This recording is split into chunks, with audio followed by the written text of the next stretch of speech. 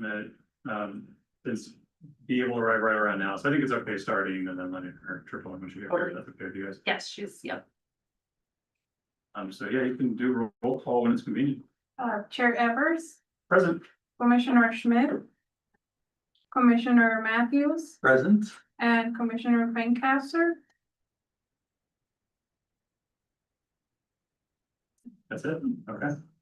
We're not voting on anything anyway. I have a forum. No. No, we will swear in our new members. The next item is approval of the agenda. Oh, sorry. And there's a couple of minutes, consent agenda items, and then they're swearing in our new commissioners, and then we have a discussion item in general business. There's not a lot on the agenda that's time sensitive. Well, I guess that's time sensitive, but nothing that needs, I think, to be moved around or considered. So unless you have something, Steph. Nope. Then I will, is that something we vote on? I forget. Do you remind me? Which item? Okay. Oh, sorry. Approval. Yes. All right, so I'll motion to approve the agenda. If someone would second it. I'll second that. Okay, great. And I think it's just two of us voting. Down there. To the right. Yeah, Oh, if you haven't been sworn in yet, you don't need to vote. So, in so much as it matters, two of the members have voted to approve the agenda for today. We went through its practice. Yeah, we're just going through the I motion. don't think this meeting will be invalidated. I Listen, think we're okay. before I'm here. Audience business is the next item, and there's no one presently here in the audience. Is there anyone digitally in the audience? No, okay, so we'll close audience business. And then moving through our boring part of the agenda is consent agenda. It doesn't have to be boring, could be exciting. We have two dates of June 8th and June 22nd. And unless there's discussion from either one of us or from you guys about items that may have been incorrect or needing changed on the meeting minutes, we can probably vote on them as a pair.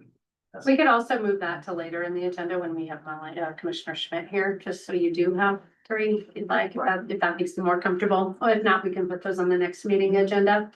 Since that, Would have been an approval of the agenda. I know, I'm just realizing that now. I apologize. Right. I would suggest, because that is something that is more official for the city's or for the town's records, let's postpone that action till the end of the meeting. And if we need to put it on the next meeting's agenda, we can do that. That sounds like a great idea. Okay. Let's do that. I don't think, since we don't have a quorum, we won't vote on that. Yeah. We'll postpone that. Would you help remind me when we get to staff report? Yes, we'll do that at the end. Just in time. Perfect. We moved minutes to the end of the meeting, so if you get settled, vote on that. So no big deal.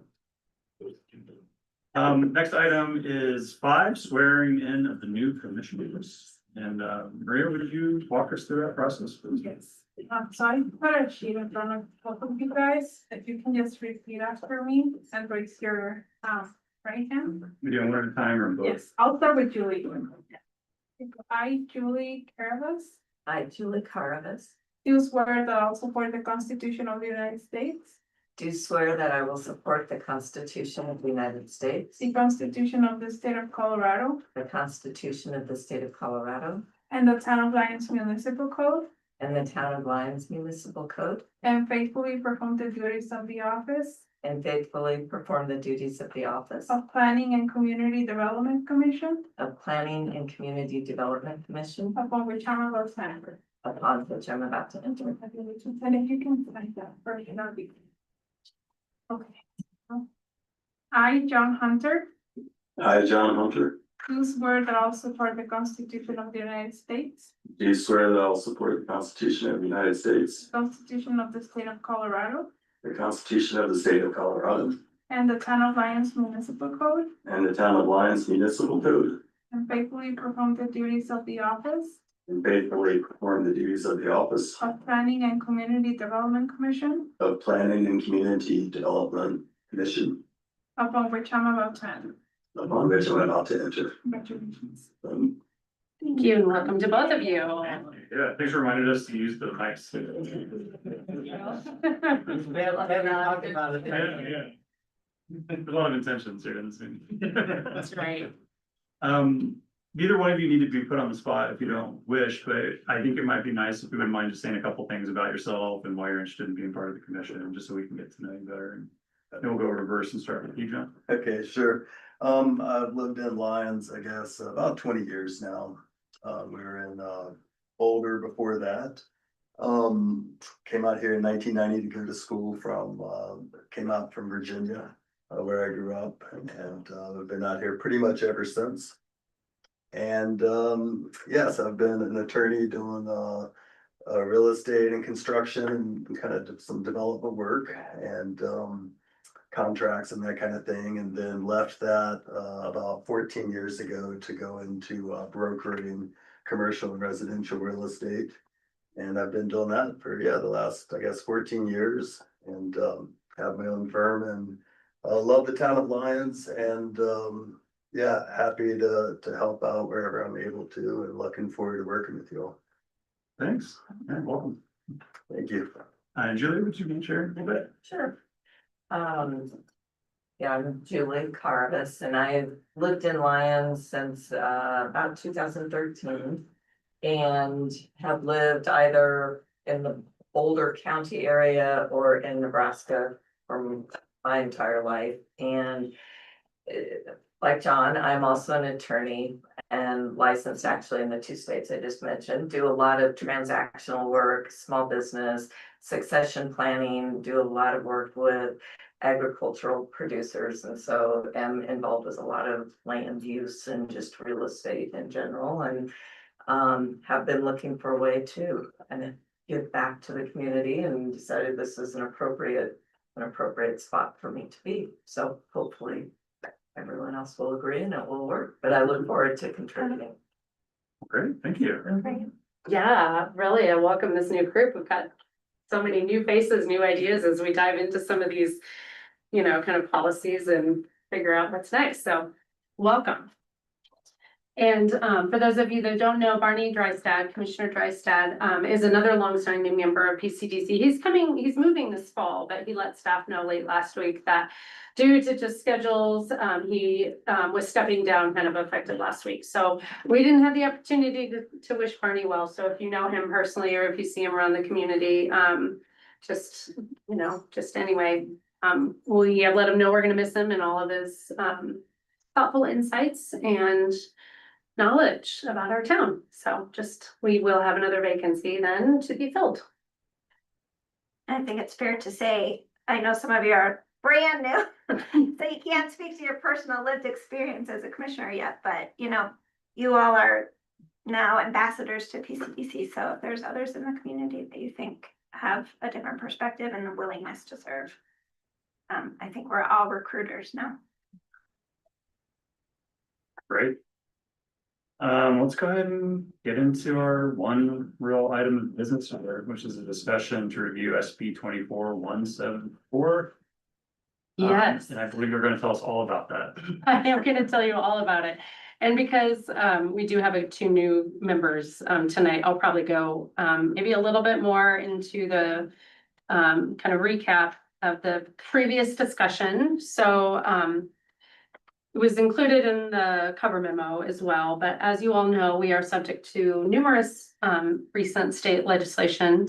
And the one that we are specifically talking about tonight is SB 24-174.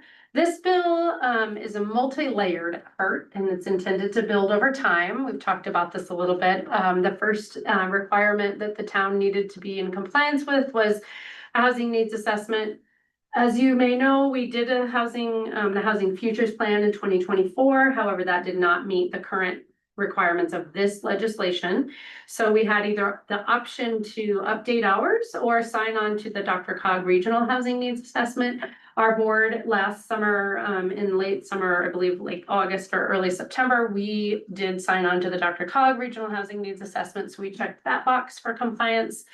The next stage is evaluation of our water supply, as well as our strategic growth element in comprehensive plans. And so this is really, we're going to talk more about the strategic growth element, but we are really, the task of this is to define kind of which areas in town are appropriate for infill redevelopment, specifically connecting back to our housing needs assessment And then as well as connecting our local water supply with these growth targets and policies. And I think Lyons overall is in pretty good shape in this water supply area. I think we were not necessarily kind of the target audience for connecting water supply for those communities that are growing really rapidly, or maybe their water supply is less secure or known even, or defined. However, that being said, we still are subject to the water supply element. Aaron Kaplan is our utilities director, and he has sent all of our documentation that we have related to water supply to DOLA for a preliminary review, just to see if there's any additional. We believe we have all the information we need to be compliant, but we're still kind of going through a little bit of a verification with them. Once we have that, then we can kind of make sure that the dots are all connected, but staff isn't. We will bring kind of an update back to you, but we don't believe we're going to need to do significant work on this water supply element. And finally, housing action plan will be the final step in this compliance for this legislation. That will connect again our regional housing needs assessment with our strategic growth and water supply element. This is required by the end of 2028. Staff has worked with the town board. Just want to update specifically on this housing action plan. Because we are compliant with a different state legislation called Proposition 123, we were eligible for a $45,000 grant from the state to support future planning efforts. And so the town board authorized staff to apply for the $45,000 to do kind of support on the housing action plan. So staff will remain the policy lead for the housing action plan. We will rely on consultant support for kind of data gathering, support for community engagement, as well as like development of maps and maybe InDesign to put a plan document together. So that grant will be approved by DOLA. We have preliminary approval, and we'll get the paperwork in place so that we have that consultant support ready to go on January 1st to do the housing action plan next year. So that's a little bit more on this whole bill. So again, kind of backing up a step, the regional housing needs assessment. This document, which again meets the state legislation for this bill, represents the local affordable housing need. And the way DRCOG really would like to frame this isn't necessarily that we need 87 more units of housing in town, although potentially that could serve as the solution. This 87 is the number of households in our community that are not served by our local housing market. So that was kind of how they stated this number, is how we should kind of like think about this number. I think we have some concerns around the data and the accuracy of using census data and some of this data as it applies to Lyons, but I think generally there's strong agreement that the housing market isn't meeting every household's need in Lyons, right? So, and then again, one of the points of the legislation is to where is new housing appropriate in Lyons, particularly infill and redevelopment. One of the goals of the legislation is to kind of limit sprawl and again, connecting it to water supply. So that being said, specifically where we are now is a conversation on the strategic growth element in comprehensive plans. And this section requires kind of 3 different actions. One is a description of existing and potential policies and tools to promote strategic growth and prevent sprawl. Included in your cover memo are some policies that we have in our comprehensive plan today. Staff believes we already have this. Unless you all would like to, I don't believe we need to develop new policies or new goals in this area. I think our comp plan is strong here. We can lean on those. Next up is an analysis of vacant and underutilized sites and the use of those sites for the development of housing. Again, I know some of you have heard this, but again, backing up for our new members, staff met with DOLA specifically to kind of talk about a strategy for how to meet this legislation and what this analysis looks like. So the legislation requires that we look specifically at areas near transit and areas with job centers. And those I think are a bit of a stretch in terms of application to Lyons. And so what we, I think collectively, DOLA staff and myself thought might be a way to look at this is like a little bit of like a strategic growth overlay. So this is the specific area in our community where we think infill and redevelopment is kind of both likely and more likely and appropriate. So we're gonna talk about this map in a little bit. And then finally, we are also to look at underdeveloped sites that are not adjacent to developed land. So kind of again, looking beyond our existing border, are there any areas if we are to grow and expand where housing is appropriate? Our comp plan, as well as our geography, means that this is fairly limited, but I'm gonna kind of pull up this map that I created here in a minute. So again, staff believes we already have numerous existing policies in place. So I think we're in pretty good shape here. Analysis of vacant and underutilized sites. This is the map that I shared with you all last time. I'm gonna switch over to the new online map that we created. But again, like I said, pretty much said all this near transit and job centers.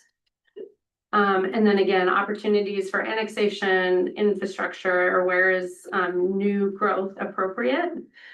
Staff, for the most part, assumes this will primarily occur in the eastern corridor. And one thing we talked about the last time we talked about this exercise that we're doing, it's really to kind of narrow and refine the existing policies and scope and direction in our comprehensive plan. Staff is not intending to kind of open up the whole entire map of our surrounding area and revisit all the conversations that we've had over the last 10 years. It's really to try and reinforce the conversations and probably narrow the scope and even more refine it for the benefit of our own community, but also for potential investors in housing and other development in our community. So they kind of know, oh, you've made it really easy. There is where I should start looking.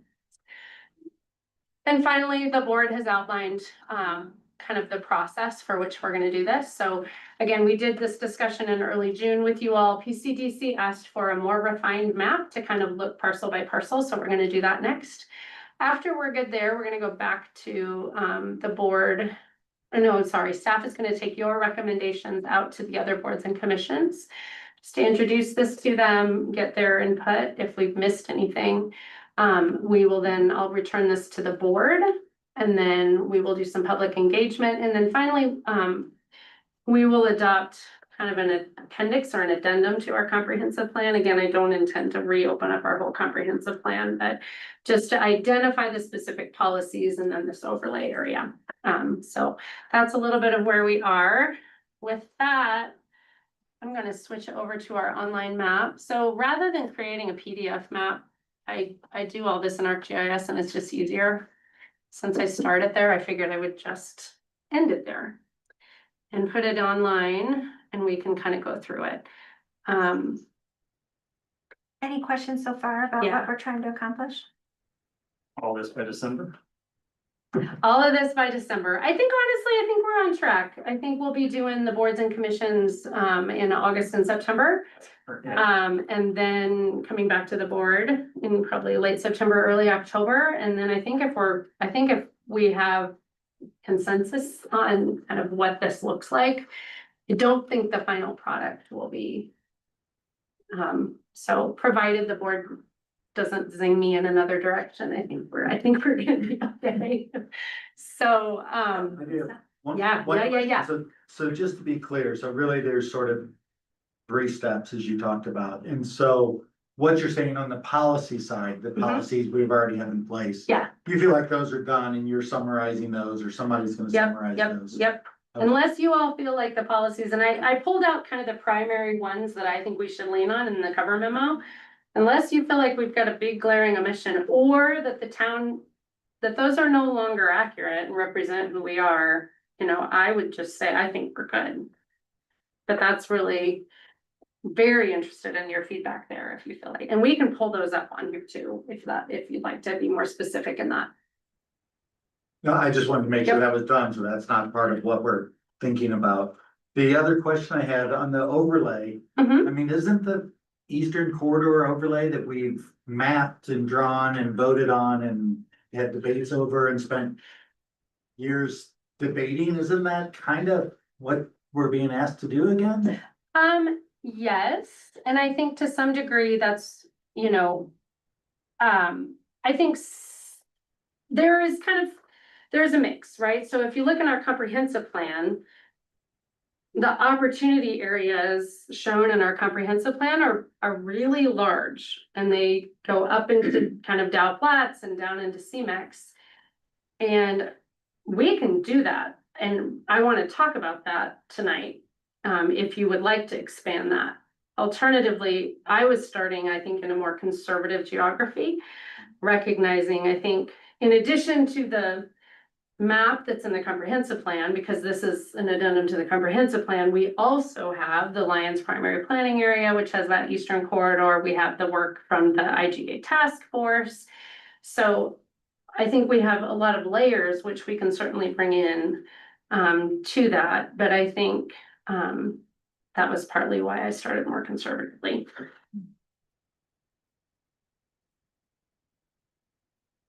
Any other questions? And that's, I think, exactly some of the discussion that I think I would like to have, because I think I was, again, trying to start more conservative, looking for input from you all. Because I think to some degree, any area we show on the map, whatever map we submit, we have to demonstrate why other areas around us were excluded. And if we include them on the map, we need to do like infrastructure analysis, kind of high level cost estimates, again, connect our water supply element to some of those areas. Like if Dow Flats develops, we have nowhere near enough water for that, right? So I think, again, I think given the water supply that we do have, staff is more conservative on the map. I Yeah, do have one question, Sure. and of course, I'm new to this and trying. to absolutely. catch I up. know. Yeah, we've had many conversations and you're jumping in right in the middle. Yeah, and it does go to the water and all the, I guess, the clarifier and all of that. Yeah. But is that taken into account with the comprehensive plan and the multi-generational housing, the accessible housing, all of that, getting that up to speed,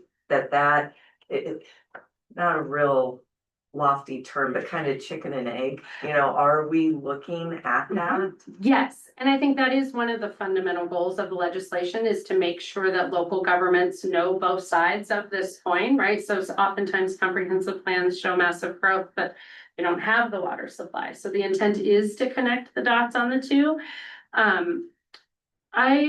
When we have that prepared from DOLA, I will have Aaron come talk with you. So again, before we kind of finalize this, but my understanding based on so you may or may not know, and we can have Aaron come sooner rather than later, kind of water supply 101, or I can also share links. Board has had this conversation, a couple of these conversations, but for one, new development is required to bring the water shares with them. So they recently changed the code to require it kind of at time of subdivision or building permit. It used to be at time of annexation, but we also have water agreements with Longmont in terms of kind of some of their treatment capacity for us. And my high level understanding is we have additional capacity for anywhere from maybe 300 to 400 more housing units or kind of commercial equivalents. So single family equivalents.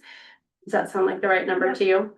So again, I think given that the fact that our housing needs assessment is, 87, right? Even we're in the range of that. I think this geographic area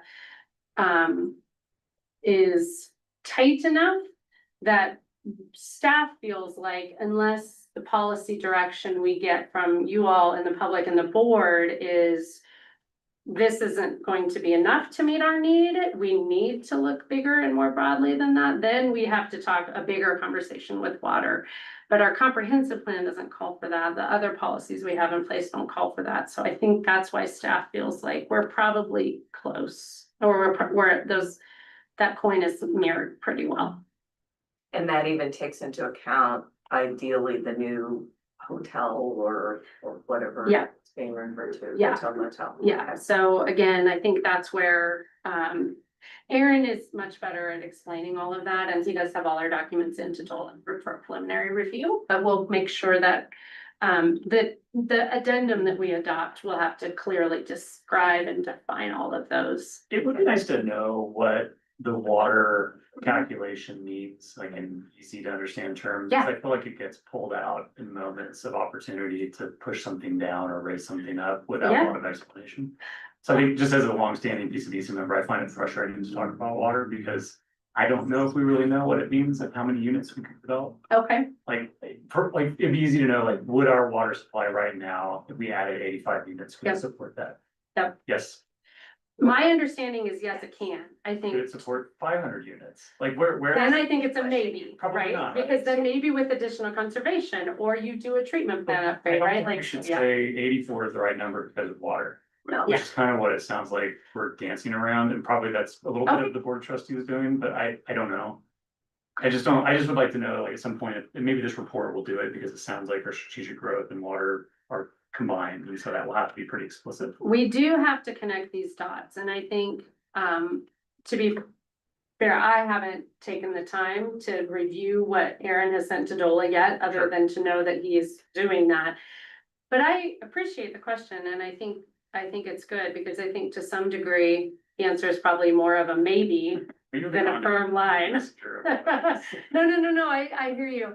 And I think that's the goal of the exercise. Yeah. And I think we're within a pretty good range of tolerance. I think again, we're probably not the target audience for this legislation. I think it's more the communities that are served by Denver Water or Wells or, right, some of these other communities. But I hear you, and we can refine that. Yeah, it seems like based on Dr. Cog, if we buy into it and we like it, and I have no reason not to at this point, but like, it seems like they're telling us the right number for strategic growth is 85 additional units.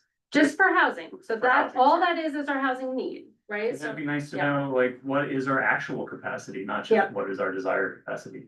Just so we yes. understand what we're Yeah, doing. okay. And I But would that- second that, because Yeah. that was, as you were speaking, Yeah. I'm thinking, you're putting all of this work into all of this. Why not know exactly what we can do so you can prioritize? Well, again, I think to some degree it's, I mean, you know this too, right? Like to some degree. It's not, the number can change. Right? And I think hope that. It will change with all the infrastructure. Exactly, right? Like, so I think we need to know what is our number, and I think that's also the flip side is, okay. What's the capacity we have now, and if our growth wants this, what do we need to do on water supply to either acquire or upgrade or build infrastructure? And that's the other part of this exercise. Yeah, it's a 10-year document. So it Yeah, makes perfect sense. Yeah, so I think, right, so if we're mismatched. So I don't think for the purposes of this exercise, I don't want PCDC to necessarily. At this stage in the discussion, feel capped. Yeah. By infrastructure. I think the point of the exercise is. I kind of just want to know from a land use perspective and desire for change and appropriate areas for growth. Where do you think that is? I think as it's kind of an iterative conversation, right? So I think we look at the map, we look at the kind of development potential, evaluate that against our infrastructure. It's more than just water, honestly. It's wastewater, it's stormwater, right? All of that. And then make sure we're not getting too far apart. Because if the strategic growth means, actually we actually do want more development. Okay, now what are we gonna do about the water side? So I think, Yeah, that's fine. okay. It looks like the map or the boundary is scaled for 85 units or something small instead of what a capacity could be. And I guess that's probably part of this, is saying Dr. Cog suggests this. So if we start with that, this is the appropriate boundary. Is that kind of? I mean, I think for the purposes of meeting the state legislation. This I think we could adequately demonstrate that this could achieve that. And again, I think. Staff. Based on the last few years' conversations around mixes of opinions on growth.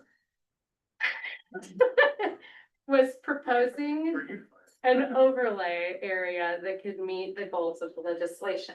Sure. However, PCDC and the board and the other commissions, they would like to push that, we will push that. I mean, you can imagine these comments going elsewhere, but I truly Yeah. am trying to understand, like, that boundary is really a reaction to the Dr. Cog number, which is our starting point. That's one of the factors. The other factor, I think, was looking at kind of all the policy documents we have in place. Where did I find probably the strongest consensus within those mix of documents on where there would be kind of support for change. As well as, again, given the lifespan of probably this, like, you could go bigger, right? But we're struggling to get the Eastern Corridor to develop today, right? Like drawing the map much larger than that. Is that worth our time and energy? Would the market show up for that in this next 10 years? So yeah, I think that was kind of, yeah, I think that's a great question. How did I start here? Well, you're probably gonna explain it, so we're still in your thunder. No, you're good. This is great. I don't have a lot around this. I was just kind of thinking, maybe we start on this side where it feels a little, Yeah, where was the easiest to draw the boundary? Let's start here. yeah, go ahead. Into the map. Yeah. Just from a high level, I think the board agreed that we wanted to submit be in compliance with DOLA Yeah. in relation to the strategic growth element. We wanted to get a passing grade. Yes. We were not shooting for A plus. C minus. So, Professor. And, I think this is also a real good practical exercise that helps us as a board, the PCDC and all the boards and commissions really communicate where is growth realistic in lines. We are constrained by water, we're constrained by geography, we have lots of constraints. So let's really focus in on what is on the table and what's off the table, and it'll help all of us be better ambassadors in the community to the reality of growth, how much, where, what that's gonna look like. So. Yeah, no, I agree. I mean, I feel like given the fact that the market is very slow moving in the Eastern Corridor and some of these projects in our downtown, it feels like frankly, not a good use of anybody's time and energy to try and start defining areas, outside, much more outside of the footprint of where we're developed now and have infrastructure now. That just feels like it potentially could be a stressful exercise for folks. We're not touching our lines, what you're saying. No, we are gonna talk about that. Okay. Because our comp plan talks about that. Yeah, it does. So we are gonna talk about that. So that we're gonna talk about. But kind of the environs around, again, much more targeted.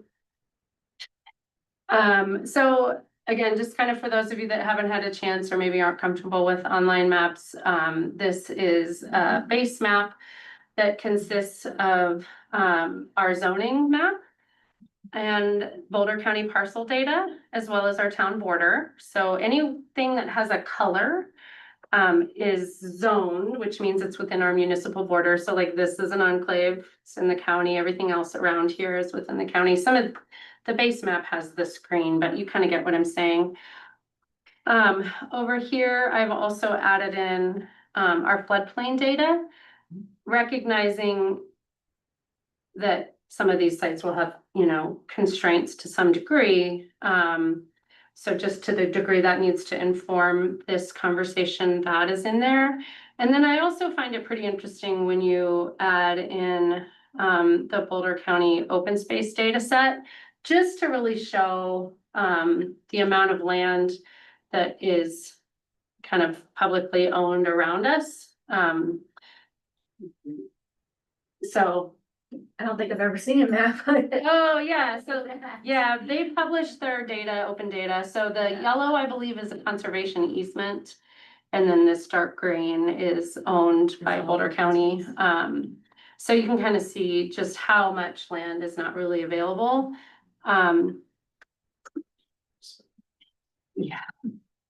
So, I'm gonna start kind of over here on the western side. So again, you can see a lot of this is potentially, much of it's privately owned. This is Apple Valley. However, our comprehensive plan, I think, is really clear that we don't anticipate large scale annexations out here. We have much, fragmented ownership, lots of private individually owned properties.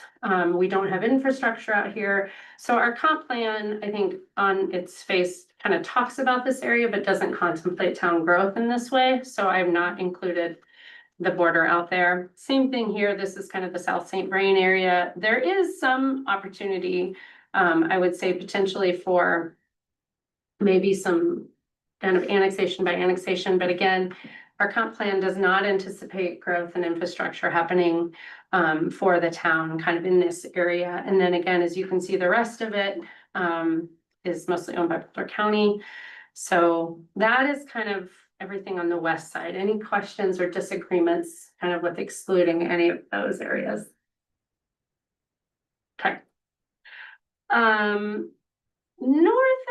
So the north side of town is a little interesting. The code does have the limitation, the blue line, right? So where we conserve water. However, you know, our town over the years, that's not a hard and fast rule. There's certainly technical solutions to development up that way. There's plenty of private ownership, again, however, I think due to topography, infrastructure challenges, staff, I think, can demonstrate that growth up these valleys is not appropriate for the town. But again, don't want to assume PCDC would like to not include anything up there. So I just kind of want to check in with you all on that. Strategic growth. Yeah. Okay. All right. So moving on kind of then internally,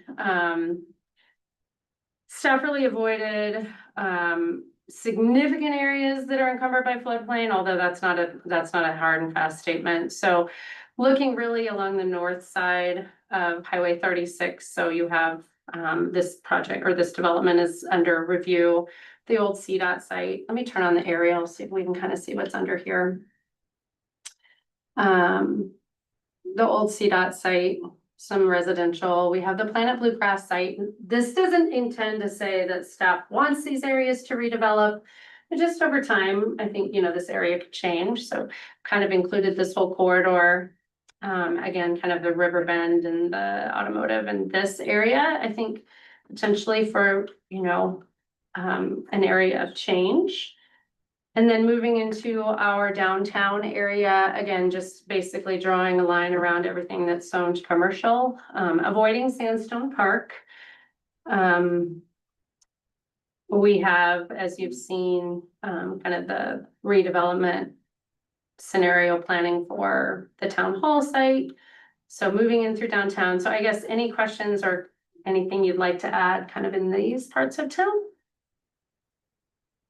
We have R2 and R3. We're gonna talk about Okay, residential. I'll leave it alone. I will come back to those. It's not on here, but that is on the topic for tonight.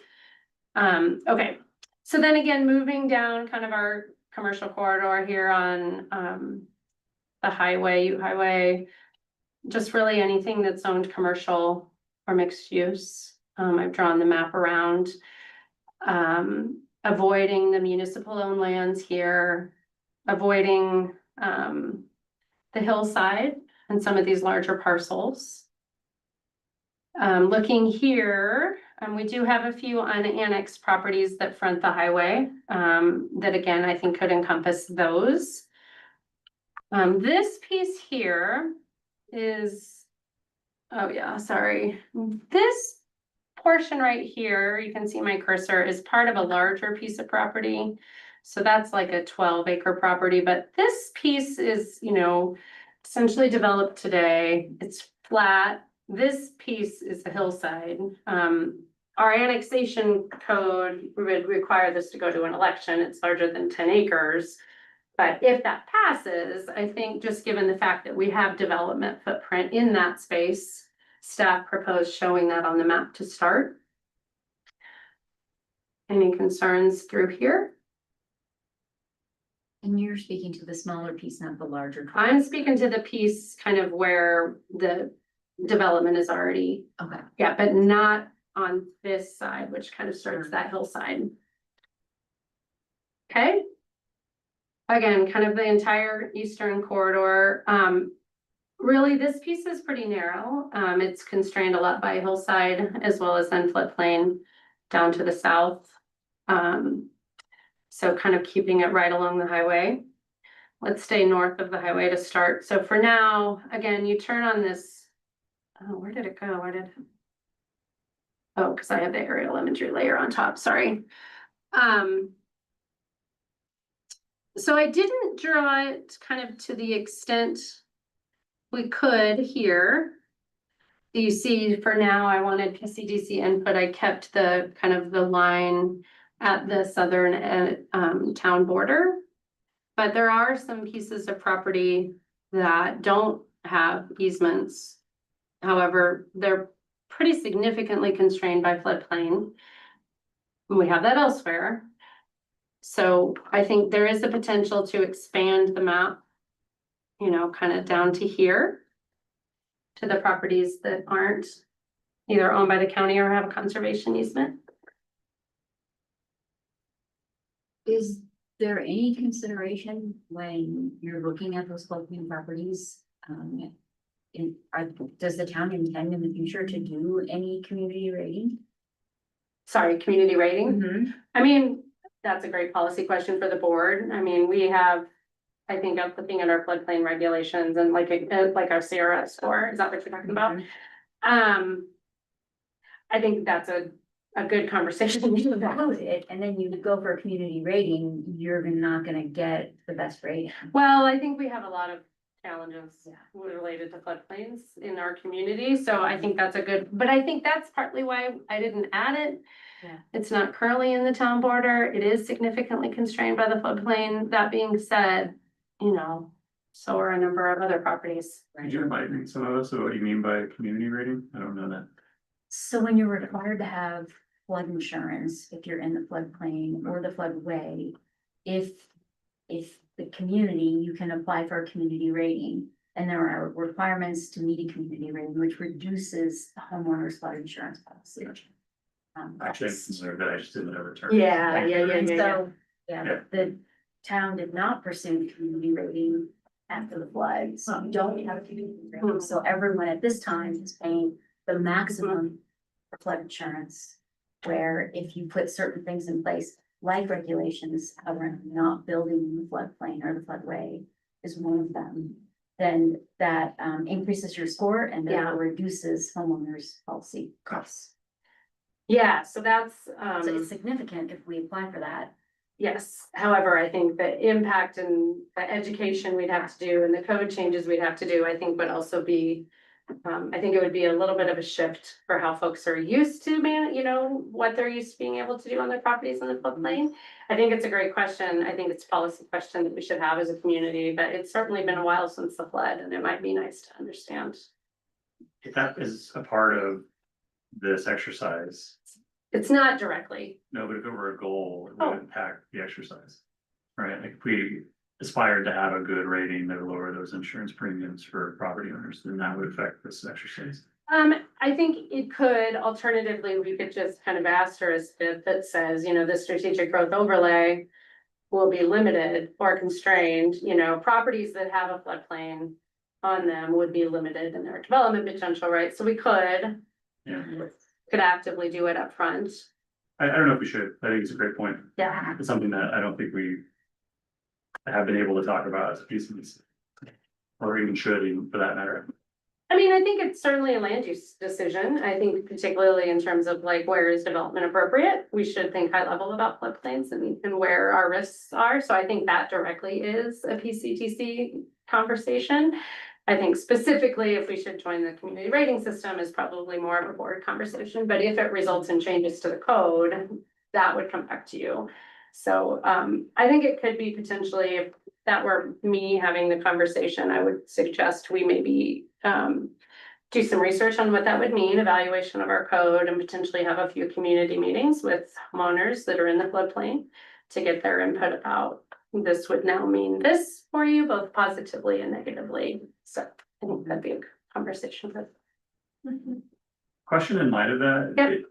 If we publish this by December, Mhm. can it be updated more or less like immediately? Like, can we continue to tool with it like we can our comprehensive plan? That's a great question. We have to, the legislation requires that we have to update it every now and then. But I don't think it means we can't in the short term. Well, I don't think that conversation could happen by December. No, So it's I would like, agree. but if we did. Yeah. Garner interest in it and come back to it, like, could we update this outline in 6 months or a year based on the outcome of that conversation? I would think so. And I think if the outcome of that is we significantly reduce this in area to the means we can't reach that goal, we would have to probably look at exchanging that for other areas or something. Or strengthen our policies to allow maybe more intense infill, right? I mean, there's a good reason why you don't want to build in the floodplain and, you know, particularly in the floodway, that in the floodplain having solid Mhm. policies around buildings so that people don't get hurt. I agree, and I think Lyons has one of the more loose. More permissive, I'll say, regulatory structure around what you can do in floodplains than what I've seen in other communities. But I also think Lyons is more significantly impacted by the floodplain than other communities, right? So I think that's where I think getting public input in terms of the homeowners that it's going to affect, as well as the potential risk to the larger community, I think that's what we're talking about is, now I think my understanding is shortly after the flood, there was not a strong desire to limit folks' opportunities, and so, but we're, 14, 13 years out, right? So maybe it's time to have that conversation again. It's worthy of a conversation. I also think we could potentially, I don't know, this may or may not be there. Go ahead. All right. I was scratching my head. That was. Oh, okay. What's the consequence of submitting? It's just a plan. It's not, we're not held. No, we're not, we don't have to build any, nothing has to get built. Yeah. If we build outside of the dotted Mhm. line for some reason, we're not in trouble. Nope, and if we never build, if no developer approaches the town and says, I wanna build Right. these units, we're not penalized. Yeah.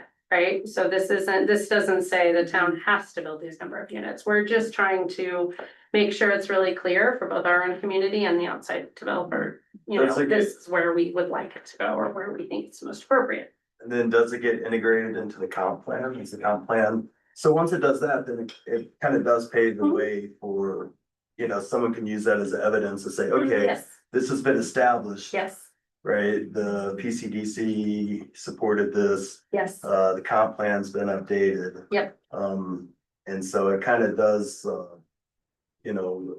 then someone who's like trying to do something can then look at that and say, okay. Mhm. There's the precedent, it's already laid out, and at that point, then we start to be a little bit. We have to kind of follow what our comp plan says, right? Yeah, so I think that is the goal, right? To both manage the community's expectations as well as the development community's expectations to make sure there's alignment, right? It is a little bit of a roadmap for folks willing to invest in our community. This is where Lions would prefer change to that end. And then if we get an application, we have to weigh it against the comprehensive plan and. And so kind of like the growth overlay then does have some significance if it's Oh, yeah. gonna be incorporated, right? Yes. And then how much do we get like the public's input to like help Mhm. craft that?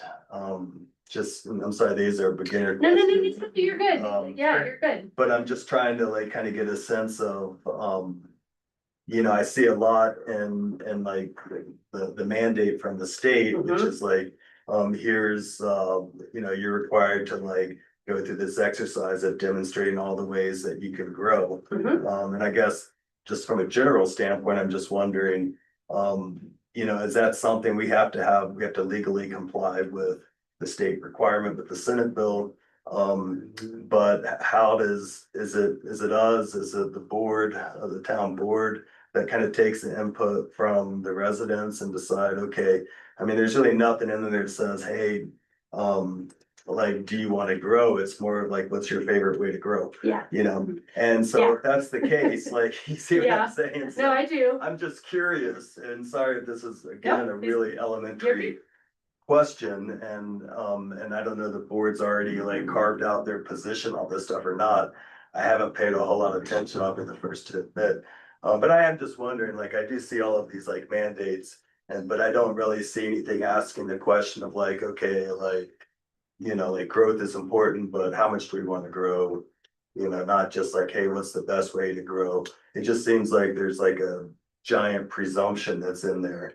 And then the state's taking away potentially some local control. So I'm just curious, like how we fit into that Yeah. overall context. No, I think that's a really good question. So I agree. I don't think the state legislation, it doesn't on its face assume that no change is going to be.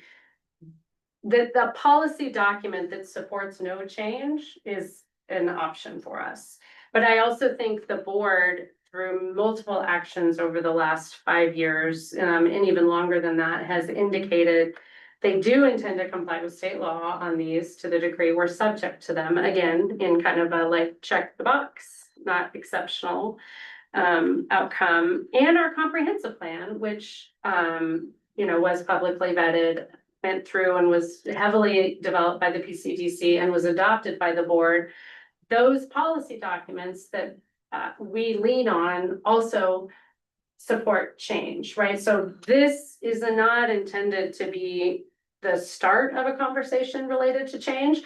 But to your point, this should be publicly vetted. We will do public engagement on that, but I think to some degree that's staff and all of our job to become more familiar with the policies that we have adopted as a community, to say, my goal with developing this was to really support the policies and plans we have already stated as a community, what we have. So but no change. I don't think the state would accept a document that says, actually, we don't want in our comprehensive plan, we actually want no change. I think they would say, go back and start over and do that again. Right, Yeah. okay, and yeah, and that's not, like my position, but I'm just like thinking of this, like, just from square one, from my standpoint of Yeah. how all these pieces fit together as. So this really is intended to reflect the existing policies and maps and growth and places for change that we already have as a community adopted. Okay, thank you. Yeah, this is not intended to reopen and force all those conversations again. I'm really trying to reinforce and refine those documents that we already have. So that hopefully those conversations are not I a think that surprise. the spirit of the Senate bill was the lack of confidence in the local municipalities to that option. I don't think you're wrong, John. Yeah, Yeah. But I think these are hard conversations Yeah. as a community, because there are very mixed opinions on the degree that change is desired. well, good segue into something I'd like to raise is. Yeah. At least the language of our mandate and how it's bullet pointed from your Mhm. giving it back to us, is that it's supposed to not scroll or Yeah, move beyond, the reasonable boundaries of what our town already is. And I know we've annexed the eastern corridor, but there is the most two-dimensional growth proposed in this is out there on the eastern corridor. Yeah. So it doesn't look like we're following like the spirit of it by showing that map boundary, but I do know why that includes those areas. And I do think politically that's an easy thing to do. But I'm just curious if is there, when we've circled the commercial district, right, that's part of the boundary, Yeah. are we talking about like potential changes in height restrictions and stories and like what's the three-dimensional development potential, not just the two-dimensional? So our comprehensive plan, so let me back up to get to kind of how to answer that. One of the components of the bill is that we actually do site analysis on a number of sites to try and demonstrate the capacity on what the bill calls underdeveloped and vacant sites, right? So I think we would all, driving down our main street and driving down the highway, you can see we have certainly excess capacity. If you think about, we have a lot of one-story buildings, our code allows potentially 2 or 3, right? So what is the capacity that we have in our underdeveloped and vacant sites that could support our housing need and our strategic growth redevelopment? So we're required as part of the legislation to actually analyze a few of these sites. And so again, talking with DOLA, we will lean on, and I linked it in the last packet on June 8th, so I don't know if you guys have had a chance to look at it yet. I certainly can pull it up, but we got a grant from CDPHE to look at redevelopment of this site we're on today. And include housing with that. So, that demonstrated that I think you could, not in a way that's inconsistent with our zoning, I think get 20 housing units on this site here. And so I think, again, showing an example of that property, I have some example site plans of the recently annexed Tebow property out on the eastern corridor, which I think from, again, not changing our zoning code today, looks at probably fairly easily 20 housing units to 30 housing units, potentially, kind of how you wanted to look at it. And then this is where I think I'd like some input from you all more specifically on which other site do we want to look at? So that's a question for you tonight too. We don't need, Dola was really clear, we don't need to analyze every site we have that's vacant or underdeveloped to look at the total capacity, but basically just kind of a few examples to demonstrate. Again, looking at our housing needs assessment, is this line kind of big enough and is it out of whack with our water supply element? That being said, we could look beyond that, because I think to the point you keep coming back to, which we're gonna talk about here, is, you know, our comprehensive plan calls for allowing duplexes and triplexes and potentially either limited or more broad locations in our residential neighborhoods, right? So I think this strategic growth element, while it's not specifically on the overlay, I think needs to have a conversation about the policies we have for our residential neighborhoods around additional zoning capacity in those neighborhoods. Yeah, I know you want to parse that for later, but I guess the only thing I would mention, just zoom in, like an individual property, but in theme with what you're saying, is the post office is Yes. from the town, and I always. So we could include the post office in this. I don't think it would be, I thought about that, right? Do you kind of curve back around to the post office? I didn't want to draw it around Waltz Health, but Waltz Health is a single story development, right? If BCHA ever decides, you know, they'd actually like more units on that property, our zoning would allow more, right? So we can highlight that site. Anyway, Yeah. It's just where you stop boundaries. I know, again, I think You're trying to avoid the park, but I think if you put it around the park, there's zoning limitations on the development of There parks and is. open space, so it wouldn't. I guess maybe you're trying to avoid people saying, what, you're gonna Yes. develop the park? we could draw, yes, that's what I was trying to For a messy avoid. map. Yeah, but we could circle it back around the post office That for was, sure. I kind of had two questions related to that. Yeah. One is, I'm all for the idea of sort of looking at sites and having some hypothetical discussions about it, but is the intent for us to do this in a vacuum, or is it with some potential developers and property owners? Is one, because obviously we can look at whatever, we can look at the Shopette and go, Yep. you know, that could be something way different. But if the owners don't have any interest, like, we're wasting time. So that was one of my questions. The other is, having been so close to the IGA debacle, I'm really cautious of us trying to put something forward that says, hey, we're thinking about developing this, or we're including the park within the boundaries, or the walled cell thing, or the post office. Because people are gonna read, the town is planning to develop it. They're not gonna hear, this is a hypothetical boundary, and I think we've gotta be really careful. I mean, we wasted so much valuable time of the board, of the community, of the different committees, chasing what was somebody's hypothetical map. It took us 3 years to finally throw it out and say, this is stupid, we're not gonna do anything. And so I think this idea of doing these hypothetical studies is great, because I think there are some real interesting things. If we can talk with developers and say, look, if we had this half an acre of land on Highway 36 that has an old house on it, what could you do with it? I think that would be a conversation worth having, but I'm very worried about us saying, we're envisioning redoing this without any input from anybody that has anything to do with economic reality. Well, and to that point, I think that's why the kind of example redevelopment scenarios, again, I want your input on what maybe is like the third or fourth site, because I do agree. The ones that we've picked right now, right, like the town is the owner on one, the other one is, you know, kind of actively seeking development and redevelopment of the site. And so to that end, I think if the town were to start doing hypothetical redevelopment without either kind of consent or participation from the property owner, that feels like it's presumptuous. But also to your point, again, staff is coming at this from a more conservative perspective, recognizing, I think we're trying to get this done before the end of the year. Yeah, Nicola wants us to have a usable planning Yeah. document. Yeah. They don't really care about the political whirlwind it takes to land one. Also true. And we're also not constrained by this line, right? If we got a really interesting redevelopment proposal that is on the post office site that includes a new post office, we're not gonna be like, oh, that's too bad, our line doesn't show that property, right? So I don't know that it excludes potential. John's kind of got to the point of like, we don't really even want to make this line, but here we are making it.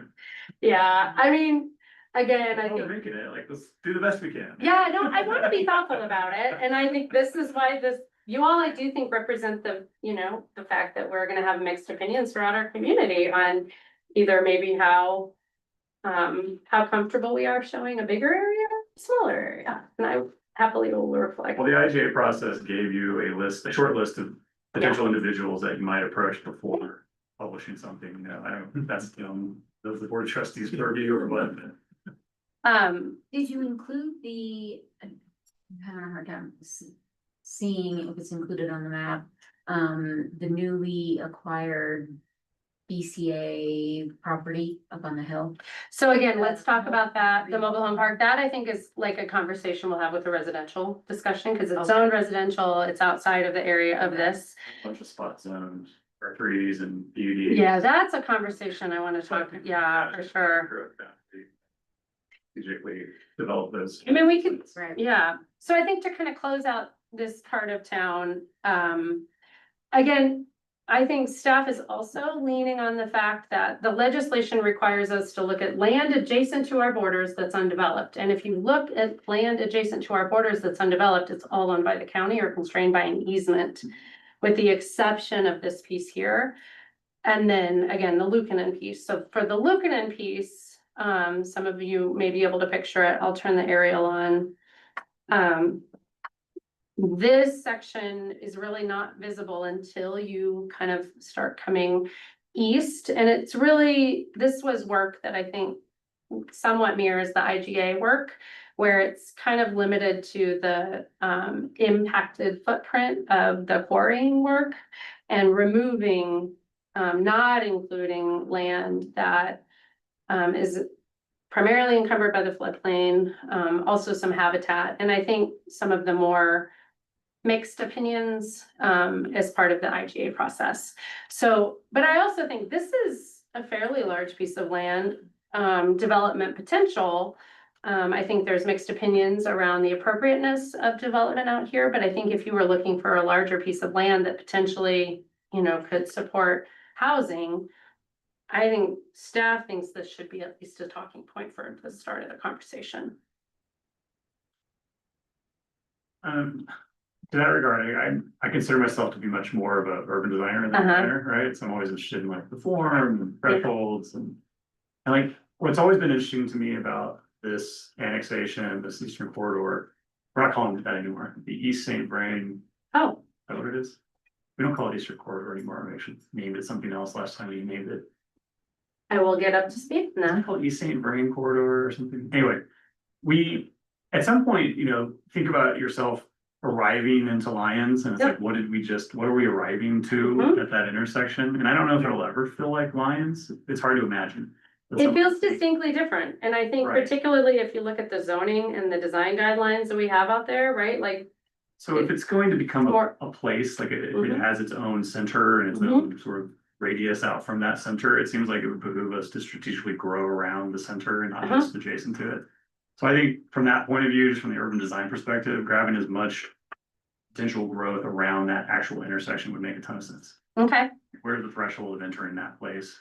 Otherwise, there are properties there that are owned by people and they probably have no intention of leaving them, but if they ever did sell it, being able to have a plan for what that would be, this development potential would be nice. I agree. I mean, I think to some degree, the Lyons primary planning area has those, kind of redevelopment scenarios out there.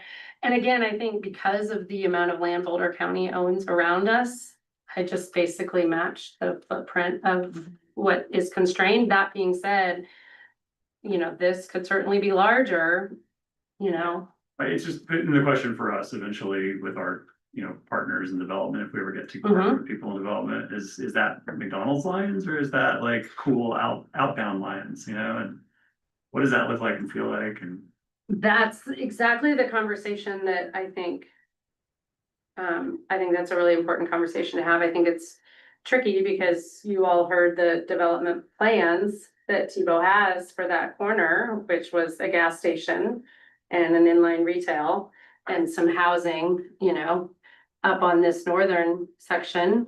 The zoning, you know, is a conditional use for a gas station, but We got the full spectrum of development interests with generator. I know, I know, and those, they are communicating really well and they're actually, actively collaborating on, they have very different goals for their vision for this site. So I think to the degree the town wants to revisit those, I would say sooner about. So I guess maybe the question I'm trying to ask is like, does it develop or does it signal to anything meaningfully, anyone meaningfully if we try to strategically grow around that intersection versus just growing next to the intersection? I guess like, are we signaling to developers that we want to develop something different there, or does it even matter?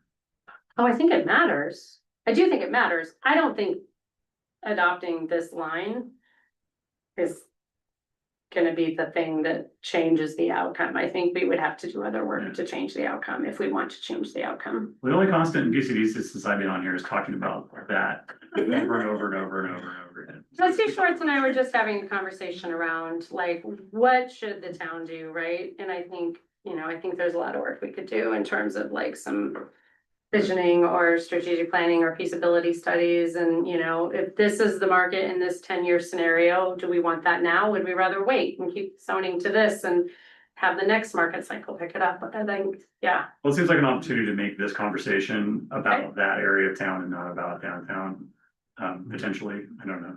And everything's pretty much included. The only two exceptions are the small property right next to where your mouse is. So Oh, this the one? property just to that one right Yep. there. That's a property that the owners may never want to do anything with, but it's the only viable piece. And then the green piece just to the right of the purple, that's has a environmental easement on it, but it's being used as a stone yard right now. Right. So I would almost argue, because it's if the town had access to do something different with that property and that easement could be dealt with, it's an interesting piece of property coming into town, Yeah. to your point. Those are the only two even remotely Yep. physically feasible properties to build on down there that aren't included, that probably should be. Housing is the engine for this, but I think open space could be an outcome. So I don't see any like problem with grabbing more of that property that we would never be able to develop into housing, but having it be adjacent to our housing strategically. Yeah, and I think to that end, I think if if development on these properties was viable, you know, say we do some engineering on the floodplain, it makes everything on the south side more viable because getting infrastructure across the highway is very expensive, right? So the more land south of the highway that we signal is potentially developable, I think it increases the feasibility, potentially just because of the capture of more revenue on those sides. So And I guess it's important to clarify, or this is a question, I suppose, not a statement. That what we're looking for is, or what we're talking about here in this process, in this particular process. Is purely hypothetical. Yeah. If somebody said, you can do anything you want with this land. We could look at it and that we're not really taking physical or economic viability into account. Like the Lucanen property is a great example. If, and just so we're all knowing the property we're talking about is you're heading south or heading to Boulder on the 36. As you look up and you see those piles and piles of pallets up there. Yep. Call it the stone yard. It's a huge piece of property if it were clean, which would cost a lot, millions maybe to clean it. It could be something, but it's rock. Like the physical viability and the economic viability of building on it is probably tough, but it's a really big open piece of land that's already been disturbed. It doesn't have a lot of wildlife things going on. It's not sound, it's not visible. So it's one of those properties we should say, this is in the area, but whether or not it's actually viable for any kind of development economically is a question. sure. And then whether or not it's trying to solve what ultimately this is trying to solve of getting the housing affordability. my guess is it'll have virtually no impact on that. Because it's not gonna be economically feasible to have affordable housing in that, in any kind of scale. So yeah, I think one of the points of this is to like. Yeah, like if we, again, part of the reason why. We do to some degree have to look at economic viability in terms of infrastructure, right? Because I think you could also have. You know, in my mind, this is not that different than this, you know what I mean? Like there's technical challenges, but technical challenges generally can be solved. Economics come into play, right? But I think there was more support. Tola doesn't need to know this, more support politically for this area than there is for this area up here, right? I also think the Lucanen property is single ownership. The other properties up there is, I mean, just the likelihood that you would see. You know, redevelopment on a large scale or at a scale that is potentially supportable is really challenging up there in our 5-acre annexation rule. So I think, again. Were we as a commission giving you kind of what you want out of this discussion? So, yeah, I think let's get to maybe some more specific questions. So I think to that end, I appreciate that. Specifically, are there changes you'd like to see to this red line? Before this goes out to the other boards and commissions? So maybe let's kind of break it up into thirds. If we look up here, are we comfortable kind of up on west of Fifth Avenue? Head nods? Yeah. Changes? Sure, I don't really understand what's going on up there, and generally speaking. Okay. History to me. All right, Seems. I am hearing maybe it might be worth kind of wrapping this around the post office.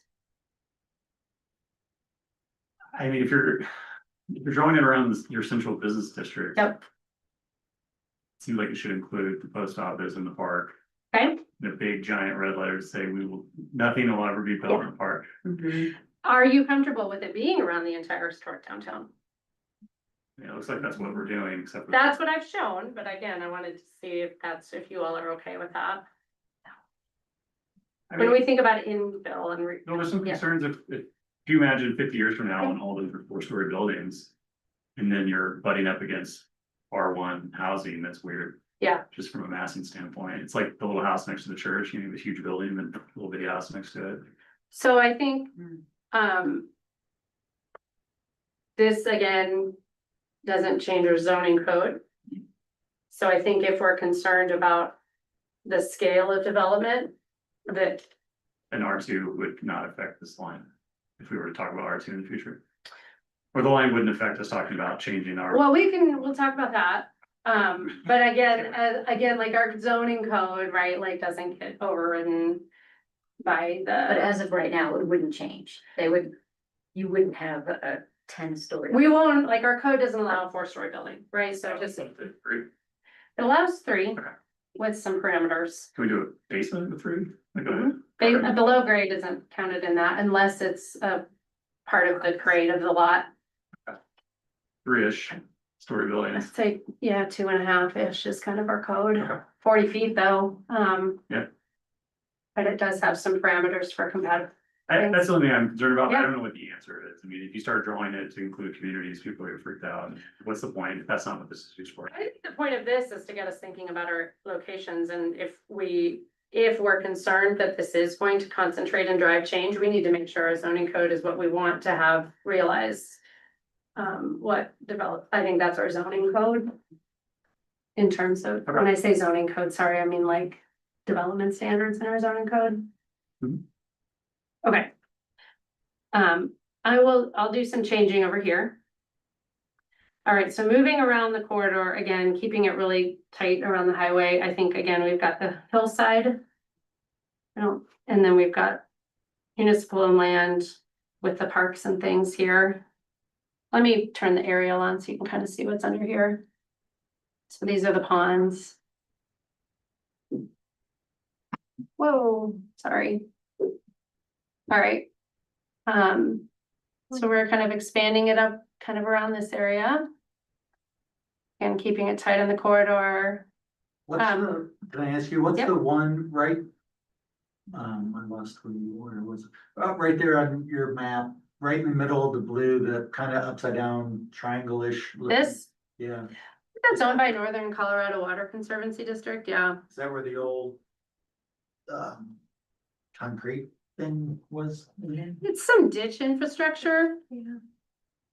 So they own it, we can't develop it, nobody's ever applied to annex because doesn't benefit them to annex, so it's just an enclave. But it's ditch. Past work with dish companies suggests they would never let us do anything with it. Yeah, it's part of whatever this big one is that's coming through. Oh, from the top. Part of Okay, the yeah. water that comes out Carter Lake. Yeah. Yeah. That's it, same thing. Same thing down here, we've got a lot of ditch infrastructure happening. All right, moving down around, again, really just kind of noting that this whole area, a lot of our planning documents, contemplate annexation and redevelopment of the areas north of the highway out to the eastern Highland Drive. How do we feel about these down here that are not constrained or not owned by the county? Do we want to pull this red line down? I don't have a lot of heartburn about it as I staff. feel like we do, this is supposed to be a hypothetical Mm-hmm. thing, because this could be Yeah, fun, it seems appropriate. especially for your conversation about managing that intersection, like developing around it. Maybe, yeah. Okay, I will add those. I don't see anyone raising a lot of, yeah. No, I don't really feel- hurt by that. Okay, so alternatively, this could be changed to, this could be tight and narrow, basically to kind of match the impacted footprint on the property, or, like other areas. It could be expanded to the entire property, recognizing that the town can work with the future developer to limit and define the appropriate areas, so we could enlarge this, no? There is the part of forget who owns that property, is still looking in, I think, that's not in the floodway. Yeah. That's just- Oh, up here? Yeah. Back it's like here? Behind the ditch. Mm-hmm, Is oh, that yeah, that's true. being avoided for any particular? No, I just didn't think about it. That's okay. I mean, it may not be viable ditch in there, but. Which? Yeah. Part of If you're on the floodway, it's that big blue bit. Kind of up here and up here. Yeah, that.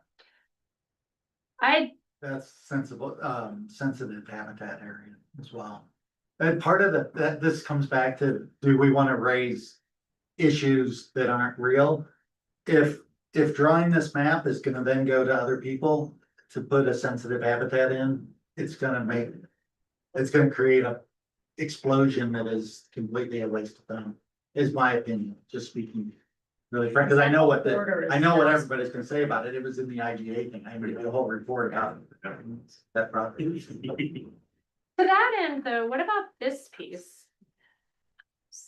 Where's your mouse? Oh, you can't see my mouse. Oh, you can kind of see my mouse. This piece. Is that the piece that's kind of back behind the distillery?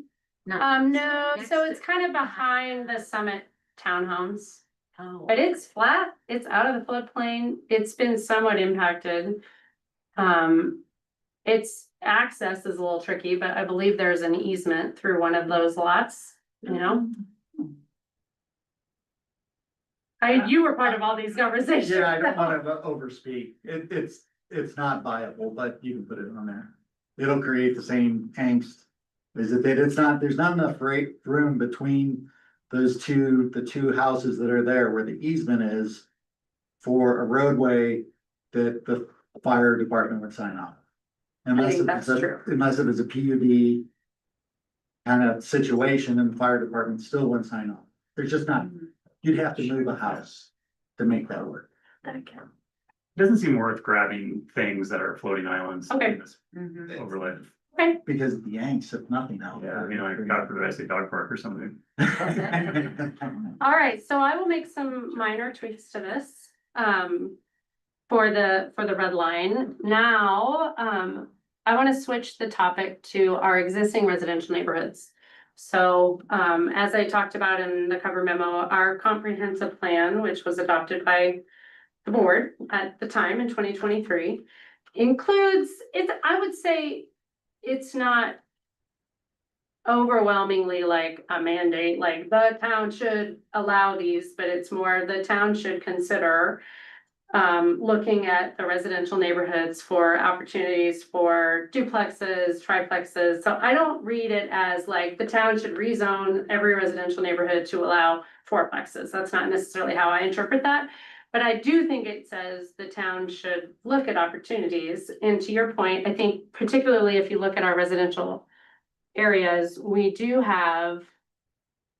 I think we should, my personal opinion is we should look at our residential zoning and we have a lot of things that.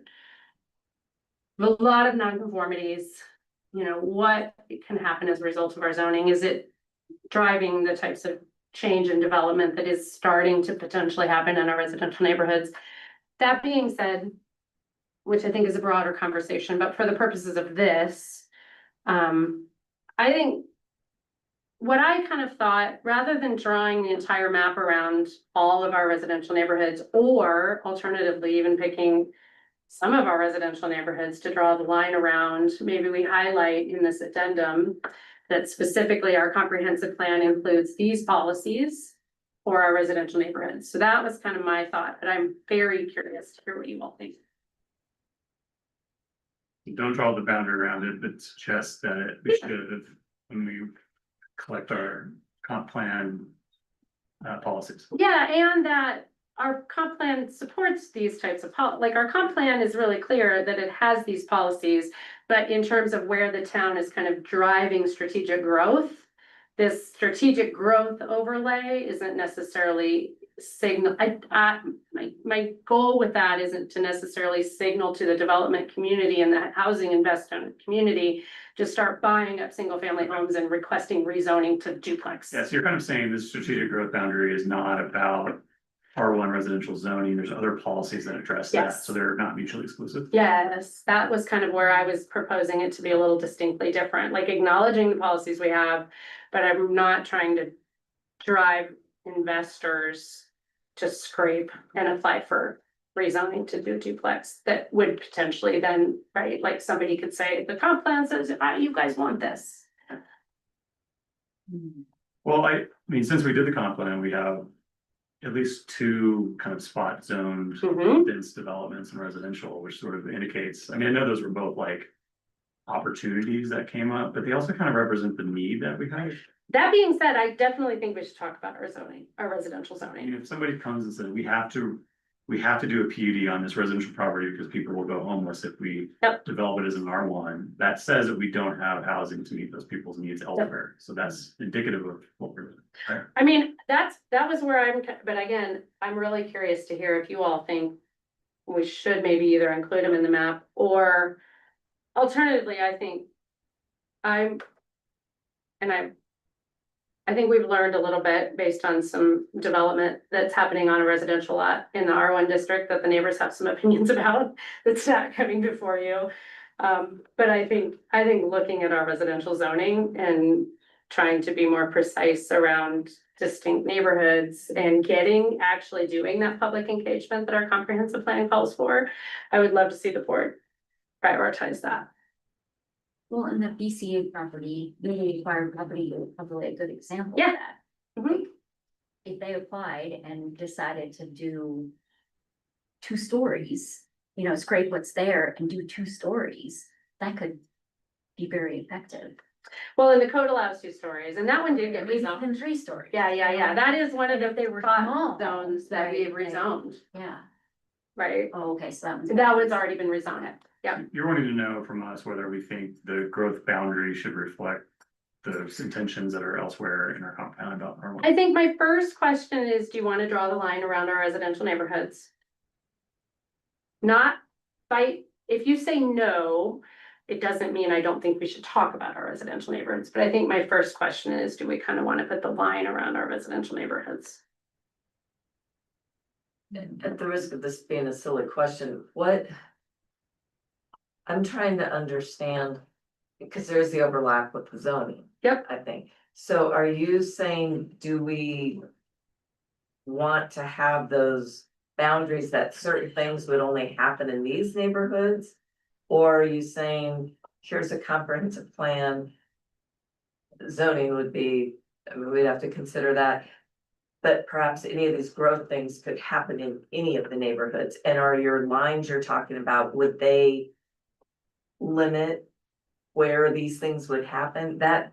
I don't know if So, that no, I makes think sense, it's, but I I'm think, having a hard time. no, I totally understand why you're asking, because I think this is like, what is kind of the point of this whole exercise that we're doing, right? To some degree, we're doing an exercise to satisfy the state and again, kind of refine the policies we already have in place. So, and also to Doug's point that he continually brings up, no, I agree with you. I think I'm actively trying to not have this conversation be bigger than I think the board wants it to be for the purposes of meeting the state legislation. I'm not trying to, and so I think by virtue of drawing the line around our residential neighborhoods, I think we could potentially cause stress in the community that we either aren't ready to deal with or don't need to deal with, because we have other tools and policies in place that I think could support if we want to have these changes. But I don't think, I'm not intending this conversation be the tool to have those conversations. Well, and correct me if Yeah. I'm wrong, but I understand that even the board may want some growth, but hasn't the town met the requirements that the state has put? I mean, even Well, exceeded? Not, I mean, yes and no, right? So the town has adopted its own local goals, Yes. and I would say we've met those. But this exercise and doing a housing action plan that demonstrates compliance with our housing needs assessment is a requirement of the state, and we haven't met that. So yes and no, we are in compliance with the deadlines that the state has set, but the future deadlines and these continued actions generally are going to require more. So I don't think it's an accurate statement to say we are done, we've met all our goals, and we have no more work to do. Right. So 2 points, one, just Yeah. on that, there was also, I think it's important for everybody to know, there was a lot of angst about that housing assessment, and the math that was into it and the data that was used. Yep. And the choice was either go and do one ourselves or sign off on this one and try to get them to change it. And DOLA came back and said they wouldn't change it. So we Yep. said, fine, we'll sign off on it with the understanding that we don't buy off on these numbers, really. No, we don't buy off on the numbers, but I think there was consensus with the board that if the way the housing needs assessment is structured is that 87 households are not served by our local housing market, I think that's hard to push back against. And so I don't think that means I don't think that says we have to build 87 new units. I think it says we have to have policies in place that better serve this certain number of households. The action plan isn't going to address 87 units. No, I think it will have to. Okay. And again, that's this hypothetical vacant site analysis. Has Yes. the town's attorney looked at, what kind of the parameters of compliance might be for something like this? In other words, what's the minimum that we need to do? What's the maximum, or just kind of weighed in on this, or is that something more that staff is kind of looking at? So DOLA has published pretty specific guidance, which is linked all the time in the packets. And to the degree DOLA is telling us, here's how you comply with state legislation, staff is doing our best job to align what we're doing with state legislation, whether or not we're subject to state legislation. Like there's some communities are suing the state, that's more of a conversation, but I don't think the town, I have not asked the town attorney to read all the DOLA guidance and to look at our comprehensive plan and figure out if we don't need to do this much. I think we've gotten direction from the board that they would like to have kind of this degree of conversation. Because again, we have policies in place, adopted policies today, that this is not inconsistent with. If we don't include the residential, we don't Yep. draw a line around residential, can we be in compliance and meet the goals for the 84? I believe we can, because I believe these areas, this is a fairly large area, and I think again, with the kind of example site plans that we have, again. I think it easily shows there, you could put 20 units on this site here, I think you could easily do 20 to 25 out on the Tebow property. Again, I think the Lucan site just by area is large, I think the vacant and underdeveloped space. I think we can demonstrate compliance with this. And if that's the goal, then I say don't draw a line and freak everybody out by including residential. Because again, if you don't, it Mhm. doesn't mean that you couldn't. Absolutely. But I do think we should, I think it's in the town's best interest. Again, I envision it not necessarily a line on the map, but at least a partial discussion that says, you know, while it's not shown on the map, our comprehensive plan includes these policies, which could support additional infill and redevelopment in our residential neighborhoods. I'm not intending to ignore those existing policies we have today. And in that's this. very reasonable. I mean, we already have very good new policies, Yes. et cetera, and referencing them Okay. shows that we've made it a priority to change certain things. I mean, a Yeah. lot of places don't even have any policies, so. So that's kind I think you got what you wanted. of, are Is that you okay with that? Well, yeah, I mean. it's- Okay, you've been on this commission a long time, so I know you've been watching the evolution of all of it. Do you feel like that aligns with the policy documents we have? Yeah. Okay. Yeah, in so much as we will use them, yeah. That's fair. I mean, the goal, like you stated it very well, if the goal is to check the boxes and get through this mandate or this requirement from the state, then this is a great boundary to show that we can meet it without raising a lot of additional concerns. It I seems think- like what you might have expected from us, which you're not getting, I think, maybe you guys correct me if I'm wrong, is that we're not saying as the planning commission, hey, Town of Lyons, this is an opportunity to do something more meaningfully from a land use perspective. We're saying, yes, you're right, check the boxes, let's get this over with. You all can say what collectively you want. I think the board has said, check the box. But I think you all have a really valuable role in this, in refining this. And Anytime we take a flashlight and shine it all over our land use and our zoning code, there's an opportunity to Mhm. do something meaningful. Yeah. Because those opportunities don't come up that often. But it seems like the timing's not right on this one. I don't think I don't think we have enough time. Yeah. To your point, you keep reminding me, we gotta get this done by December. We don't have time for this to be a meaningful change. Changing R1, if we wanted to do that, I'm not saying we should, or I want to, even Yeah. if we wanted to, it would take, I don't know, 6 or 7 stabs at it before we would probably get something. So this would be an opportunity to take one of those steps, but. Yeah. I don't think the time is right.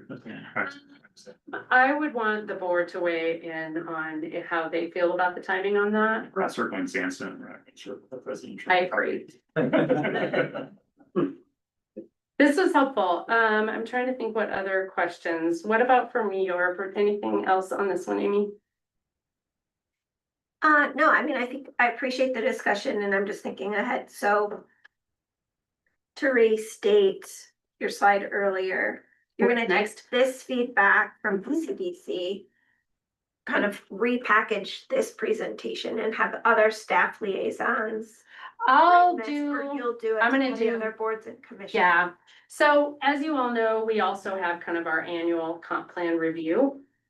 So I'm gonna do both at the same time with all of our other boards and commissions, to the degree we can put that kind of on the agenda. I think because we have to do this year, I don't think staff is going to be suggesting, dramatic policy changes. This board is still, I think this board is also a little more slowly getting to the point of defining their goals. So I don't have direction from this board yet, in terms of kind of what they want to dive into. So I'm gonna check in with all the other boards and commissions on the comp plan generally and this conversation.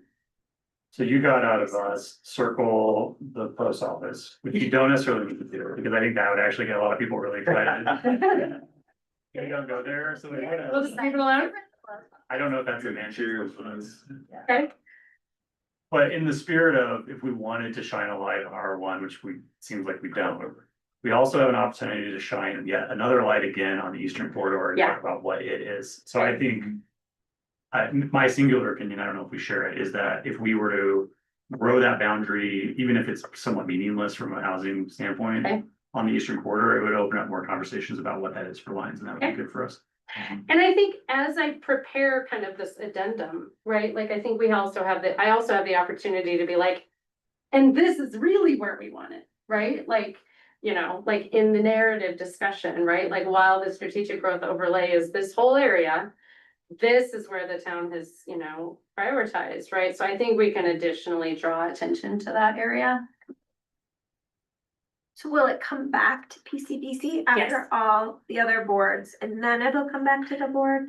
So it'll go to the boards and commissions next, and then we're gonna go to the board.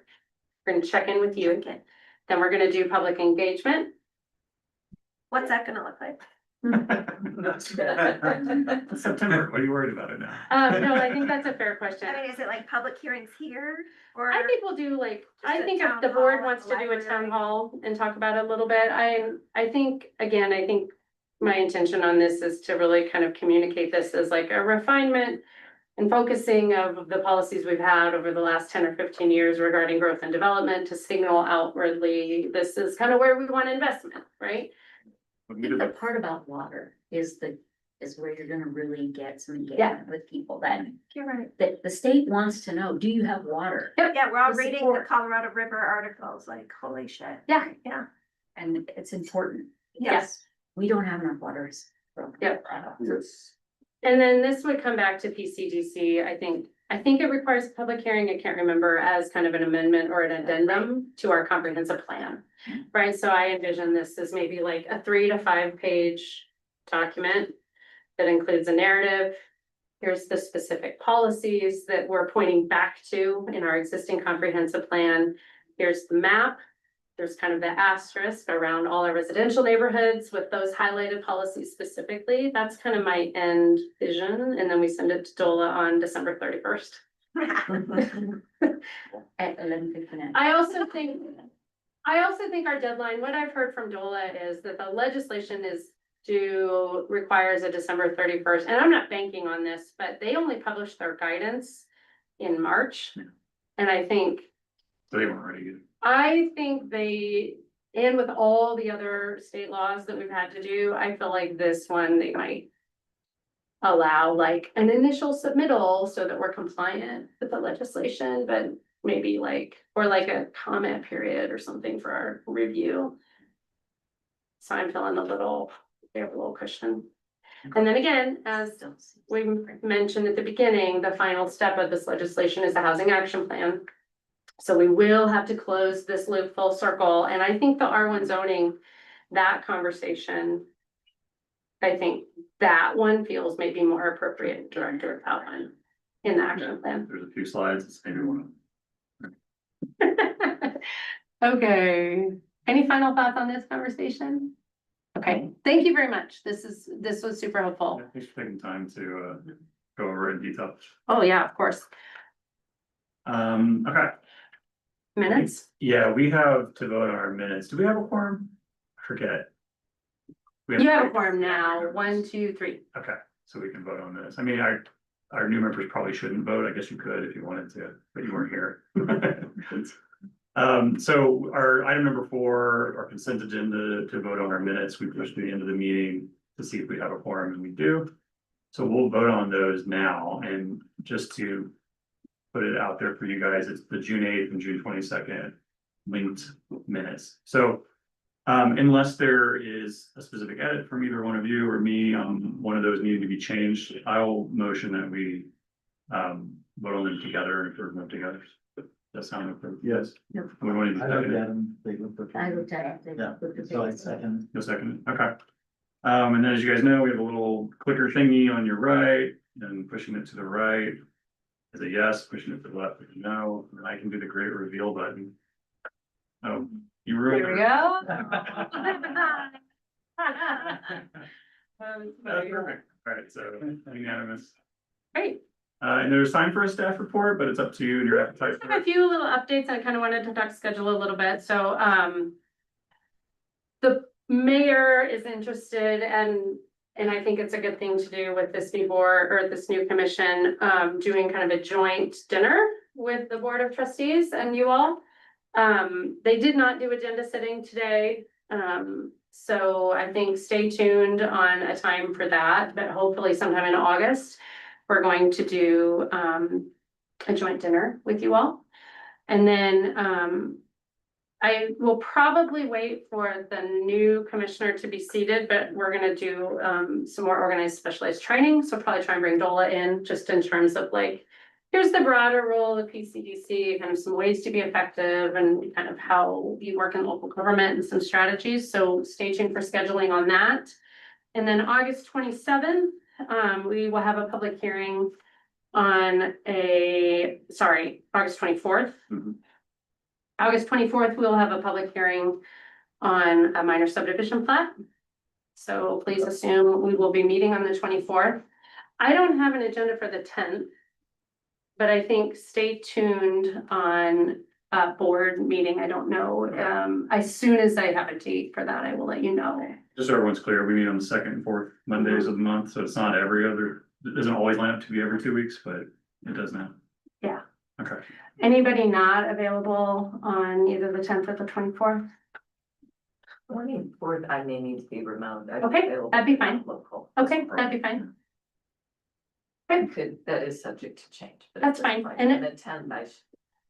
Okay, well, we'll only do the 10th, I think, if the board wants to do maybe a special meeting with on their night. I don't know. That's a conversation with mayor and town administrator. If not, I'll let you know as soon as I can, but there's nothing else we There's a need lot to. of trustees vacationing. I know, this summer's been really hard to get dates. Says trustee Schwartz, none planned, everybody else.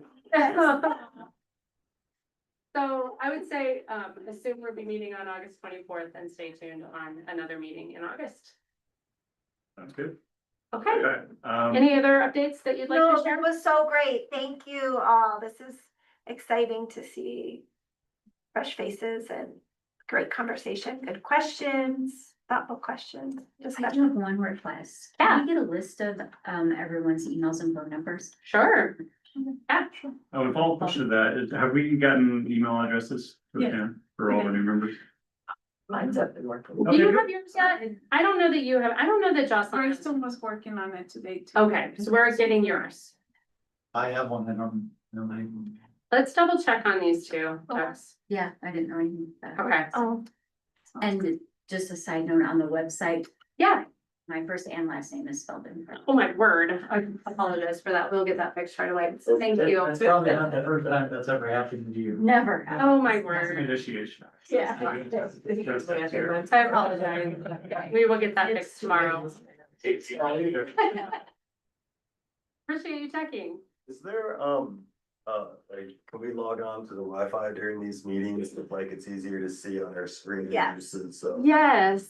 Do you happen to recall the, We said- Maria, do you remember the guest password? Okay. Yeah. I mean, or someone can email it or whatever, I just. We can send an email with the guest password. Sure. Yeah, Yeah, for sure. That'd be great. Cool. Any other questions? thank you so much for. Sure. And And again, if you ever have any questions ahead of the meeting, please just don't hesitate to reach out. Technically, I have to motion to adjourn and someone has to second it, we don't have to vote on it. That's So I all would right. motion to adjourn, anyone want to practice the second? I second. All right, cool, 2 seconds, I love it. All right, then we are adjourned, thank you guys. Thank you. Neil, do you want to hang for a minute? Nice to meet you. Thank you. Yeah, nice to meet You you. hang out for 5? Yeah, absolutely, yes, yeah. Oh, yeah, too. Yes, it's really hot. Sure, it was gonna rain today. Yeah, I wore pants, I was really excited It about rained for like, It's supposed to be cool in there. I know, it rained for like 5 minutes. I feel like There was a decent shower in Boulder as I was